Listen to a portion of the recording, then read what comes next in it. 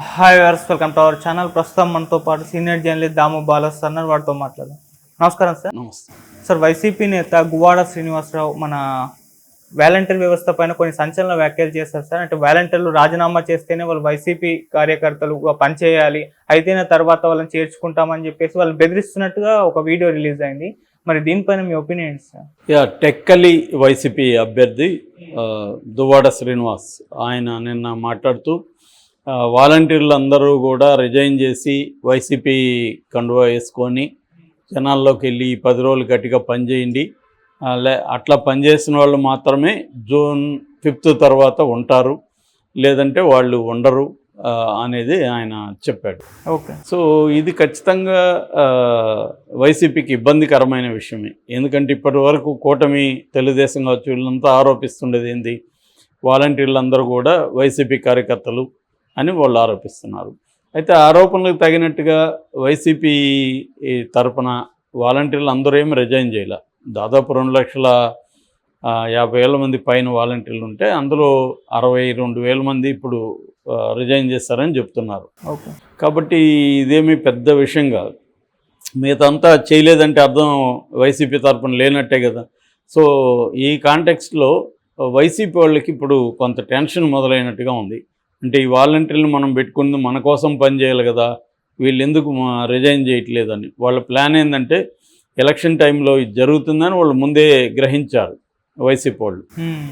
జగన్ ఇది ముందే గ్రహించాడు. ఎందుకంటే తెలుగుదేశం వాళ్ళు కోర్టుకు వెళ్తారు, వాలంటీర్ వ్యవస్థని ఎన్నికల టైంలో ఆపుతారని వాళ్ళకి తెలుసు. తెలిసినప్పుడు వాళ్ళు ఏంటంటే 2 ప్లాన్లు వేసుకున్నారు. ఒకటి ఏంటంటే వాలంటీర్ల ప్లేస్లో గృహసారథులను పెట్టారు పార్టీ తరఫున. వీళ్ళు కూడా వాలంటీర్లాగా అక్కడ ఉండి లోకల్గా పనిచేస్తుంటారు.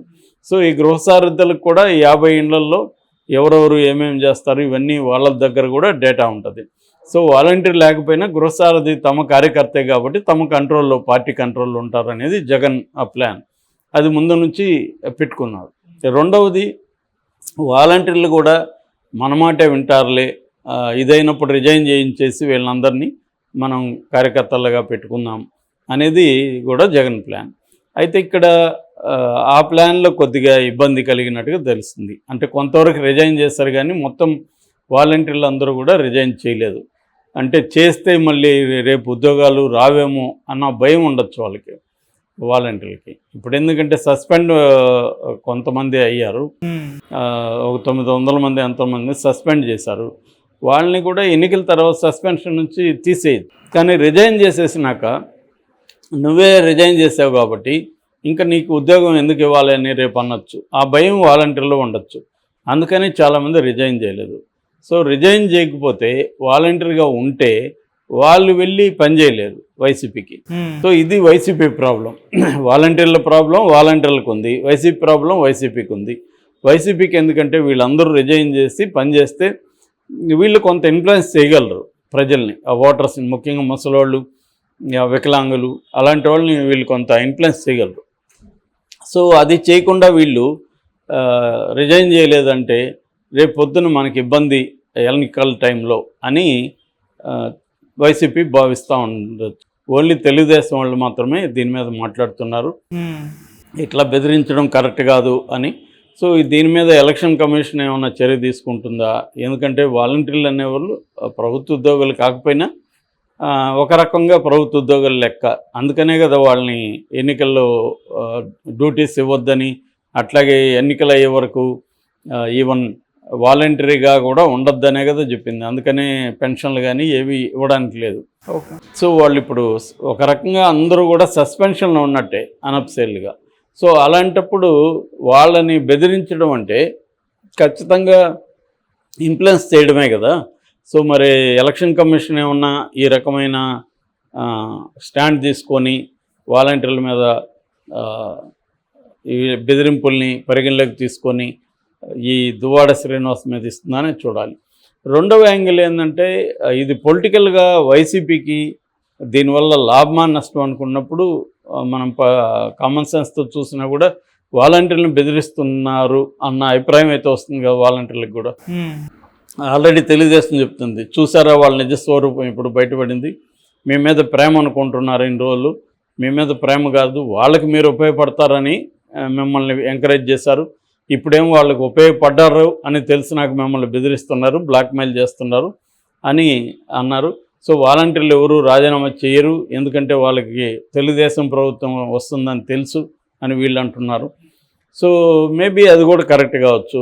నెక్స్ట్ వచ్చేది తెలుగుదేశం ప్రభుత్వం కావచ్చు, మేము ఎందుకు రిజైన్ చేయాలని వాలంటీర్లు కూడా అనుకోవచ్చు. ఎందుకంటే ఇప్పటివరకు తెలుగుదేశం ప్రచారం చేసినట్టుగా వాలంటీర్లు అందరూ వైసీపీ కార్యకర్తలు కాదని అయితే తేలిపోయింది. అది తెలుగుదేశం కావాలని ప్రచారం చేసింది, వాలంటీర్లు అందరూ వైసీపీ కార్యకర్తలని. కానీ అది కాదని తేలిపోయిందిగా. అదైతే ఇప్పుడు వీళ్ళందరూ రిజైన్ చేసేవాళ్ళు కదా, ఈయన బెదిరించాల్సిన అవసరం ఏముంటుంది. సో వాలంటీర్లు అందరూ వైసీపీ కార్యకర్తలు కాదనేది ముందు నుంచి కూడా చాలామందికి తెలుసు. కానీ తెలుగుదేశం కావాలనే ఆ ఇష్యూని జనంలోకి తీసుకెళ్ళడానికి ట్రై చేసింది. ఓకే, ఇప్పుడు దీన్ని బట్టి వైసీపీ కార్యకర్తలు కాదు వాళ్ళు అనేది అయితే ప్రూవ్ అయింది. అందుకని ఆయన బెదిరిస్తున్నాడు. మరి ఈ బెదిరింపుకి వాలంటరీ వ్యవస్థ రియాక్షన్ ఏంటనేది ఇప్పటివరకైతే ఏమి లేదు. ఎందుకంటే వాళ్ళు మేబీ ఇప్పుడు వాలంటీర్లుగా లేరు కాబట్టి సైలెంట్గా కూడా ఉండొచ్చు. అయితే చాలా చోట్ల వాళ్ళకి ప్రెజర్ అయితే వస్తుంది వైసీపీ నుంచి. ఈయన ఓపెన్గా బెదిరించాడు, కానీ చాలా చోట్ల ఇండైరెక్ట్గా ప్రెజర్ వస్తుంది, మీరు రిజైన్ చేయండి అనే ఒక ప్రెజర్ అయితే వస్తుంది. ఎందుకంటే రిజైన్ చేస్తే వాళ్ళు వైసీపీ కార్యకర్తలుగా పనిచేయగలరు, ఎన్నికల్లో ఓట్లు వేయించగలరు. లేదంటే మాత్రం వాళ్ళు చేయడం కష్టమవుతుంది. మరి అప్పుడు గృహసారథులు వీళ్ళు ఎంతవరకు చేయగలరు అనేది చూడాలి. ఎంత గృహసారథులు ఉన్నా వాలంటీర్ల పట్లనే వీళ్ళందరికీ కొంత సాఫ్ట్ కార్నర్ ఉంటుంది. ఎందుకంటే వాళ్ళు రోజువారీ వాళ్ళ మీద డిపెండ్ అవ్వాలి కదా. వీళ్ళు ఏమున్నా వీళ్ళు వైసీపీ అని అందరికీ తెలుసు కదా, కాబట్టి వీళ్ళ మీద ఎక్కువ డిపెండ్ అవ్వరు వాలంటీర్లు. రెండోది ఏంటంటే వాలంటీర్కి ఎంతో కొంత డబ్బు తీసుకుంటున్నారు కాబట్టి వాళ్ళు పనిచేయాల్సిన అవసరం ఉంటుంది. వైసీపీ గృహసారథులకి ఏముంటుంది, పేరు గృహసారథిగానే వాడు ఒక ఇంటికన్నా వెళ్తారా అనేది డౌటే. సో కాబట్టి వాలంటీర్ల మీదనే డిపెండ్ అవ్వాల్సిన పరిస్థితి ఏర్పడింది. ఇది గ్రహించినాకే తెలుగుదేశం జనసేన తమ స్టాండ్ మార్చుకొని యూటర్న్ తీసుకొని వాలంటీర్లని ఏమనకుండా వాలంటీర్లకి మేము 10,000 ఇస్తాం, డబుల్ చేస్తాం శాలరీని ప్రకటించారు. జగన్ అదేమీ ప్రకటించలేదు. సో ఆ యాంగిల్లో కూడా రేపు పొద్దున్న తెలుగుదేశం వస్తే మనకు వెళ్ళిపోవచ్చు అని అనుకోవచ్చు. అంటే ఎంత లేదన్నా ఫైనల్గా మనిషి తనకేం లాభం అనే ఆలోచిస్తారు కదా. అల్టిమేట్గా ఈ ప్రభుత్వం వైసీపీ వస్తే నాకేం లాభం ఉంటుంది, తెలుగుదేశం వస్తే నాకేం లాభం ఉంటుంది అనేది ఎక్కువ మంది ఆలోచిస్తారు. ఆ యాంగిల్లో చూసుకున్నప్పుడు చాలామంది వాలంటీర్లు రిజైన్ చేయకుండానే ఉండే అవకాశం ఉంది. ఈయన దువ్వాడ బెదిరించాడు కాబట్టి ఈయన భయపడి ఇప్పుడు రిజైన్ చేస్తారని నేనైతే అనుకోవట్లేదు. ఎందుకంటే వాళ్ళు కూడా పరిస్థితిని అంచనా వేసుకొని చూస్తారు. జూన్లో నిజంగానే గవర్నమెంట్ వస్తే ఇస్తుందని కూడా గ్యారంటీ లేదుగా ఉద్యోగాలు. ఎందుకంటే వీళ్ళ అగ్రిమెంట్ అయిపోయింది, 5 ఏళ్ల వరకే జగన్ జాగ్రత్తగా వీళ్ళు అగ్రిమెంట్ చేసుకున్నాడు. ఇప్పుడు మళ్ళీ కొత్త అగ్రిమెంట్ వెళ్ళాలి. కొత్త అగ్రిమెంట్ వెళ్ళినప్పుడు వాళ్ళకే ఇవ్వాలనేది ఏముంది, వాళ్ళు ఏమీ రెగ్యులర్ ఎంప్లాయీస్ కాదు కదా, వాళ్ళు వాలంటీర్లు అనే పేరు పెట్టింది అంతే. ఇది గౌరవ వేతనం, ఇదేమి వాళ్ళకి పర్మనెంట్ కాదు, వాళ్ళ తీయకూడదని ఏం లేదు. సో వాళ్ళ అగ్రిమెంట్ ప్రకారం వాళ్ళు వాలంటీర్లుగా ఇంకొండరు. నెక్స్ట్ మళ్ళీ జగన్ వచ్చినాక పెట్టాలి. ఇదంతా వాలంటీర్లకు కూడా తెలుసు కదా, వాళ్ళ అగ్రిమెంట్లు వాళ్ళు సైన్ చేసి ఉంటారు కదా.